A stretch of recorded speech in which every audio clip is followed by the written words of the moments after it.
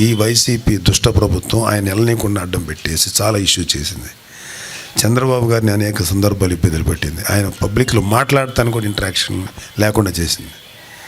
అలాగే చంద్రబాబు గారు కష్టాల్లో ఉన్నప్పుడు పలకరిద్దామని వచ్చిన కళ్యాణ్ బాబుని అడ్డం పెట్టింది. అక్కడ ఫ్లైట్ లేవకుండా ఆఫ్ చేసింది.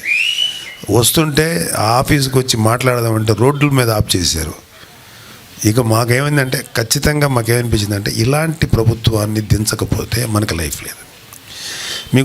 మేము తెలంగాణ ఆంధ్ర విడిపోయినప్పుడు అరే ఒక హైదరాబాద్ లాంటి మన రాజధాని మనకు లేదు, మన ప్రజలకి అంటే అంత ఆదాయం వచ్చేటువంటి మన రాజధాని మనకు లేదు, ఎలాగ మనకి అనుకున్నప్పుడు కొంతమంది మేధావులు ఏమన్నారంటే ఏం లేదండి, ఒక 10 సంవత్సరాల్లో మనకున్న లాంగెస్ట్ కోస్టల్ కారిడార్ ఉంది, అద్భుతమైనటువంటి పంట పొలాలు ఉన్నాయి, అద్భుతమైన సారవంతమైన నేల ఉంది.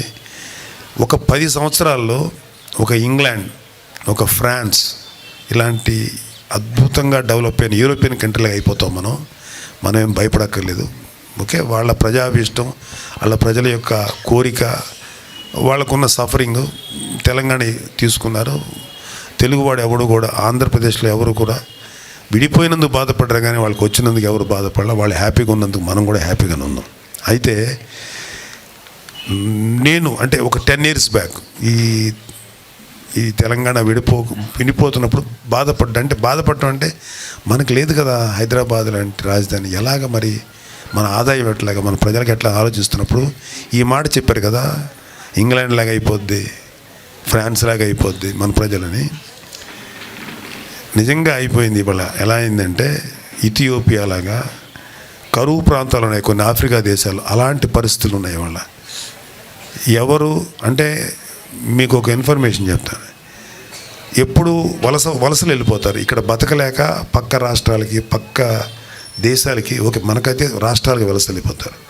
శ్రీకాకుళం, ఈ రాయలసీమలో వలసలు ఎక్కువ. కొంచెం మీకు ఈ గుంటూరు, కృష్ణా, వెస్ట్ ఈస్ట్లో కొంచెం బెటర్.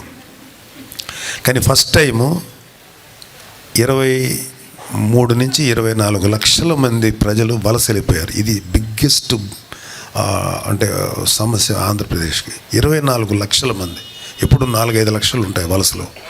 అంటే ఇక్కడ బతకలేక వెళ్ళిపోతున్నారు. ఒక స్కిల్డ్ వర్కర్స్ కానీ, ఒక కామన్ మ్యాన్ కానీ, ఒక మామూలు వాడు కానీ బతకలేక వెళ్ళిపోతున్నారు. ఇంకొక 5 సంవత్సరాలు మళ్ళీ ఇతను వస్తే నాకు తెలిసి 50% ఆంధ్రప్రదేశ్ ఖాళీ అవుతుంది. ఇది మాత్రం నాకెందుకు తెలుస్తుంది. ఇతను వీళ్ళు వస్తే ఇంత దారుణమైనటువంటి వ్యవహారం ఇంకెక్కడ ఉండదు. సో ఇప్పుడు నేను చాలామంది ప్రజల దగ్గర కలిసినప్పుడు అన్ని కులాల వాళ్ళని కలిశాను.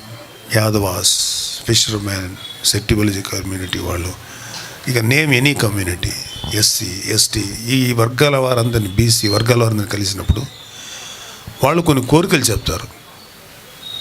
ఎలాంటి కోరికలు చెప్తారంటే వాళ్ళు మాకు భవంతులు కావాలి, మాకు బంగారం కావాలన్నారు. వాళ్ళు అడిగేవి బేసిక్, చాలా బేసిక్ ఎమ్యూనిటీస్. వాటర్ కావాలి, విద్యుత్తు కావాలి, నీటిపారుదల సౌకర్యం కావాలి. ఇవి కాకుండా మా పిల్లలకు చదువు కావాలి, మాకు సరైన వైద్యం కావాలి, సరైన మంచినీటి వసతి కావాలి, ఇవే అడుగుతారు.